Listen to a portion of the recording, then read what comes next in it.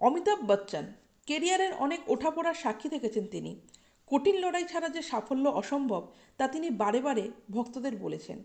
কেরিয়ারে যখন তার মধ্য গগনে, ঠিক সেই সময় তিনি সিদ্ধান্ত নিয়েছিলেন নিজের প্রযোজনা সংস্থা খুলবেন।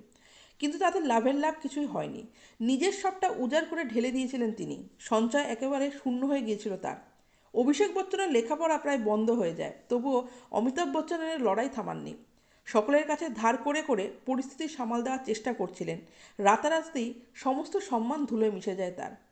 তিনি কিছুতেই বুঝতে পারছিলেন না সবটা কী করে ঠিক করবেন। ব্যাংকে তখন শূন্য টাকা পড়েছিল। বাড়ি বয়ে এসে লোকে কথা শুনেই যেত। বাড়িতেই মুখ লুকিয়ে বসে থাকতেন তিনি। দরজায় পাওনাদারদের ভিড়। সেই সময় সকলের কাছে সাহায্য চেয়েছিলেন অমিতাভ বচ্চন। সেই সময় তার পাশে দাঁড়িয়েছিল সোনি এন্টারটেনমেন্ট। তাকে কোন বানেগা করোড়পতি রিয়েলিটি শো এর প্রস্তাব দেওয়া হয়, পাশাপাশি হাতে আসে মহব্বতের ছবির প্রস্তাব। সেই থেকে শুরু অমিতাভ বচ্চনের পাল্টা লড়াই।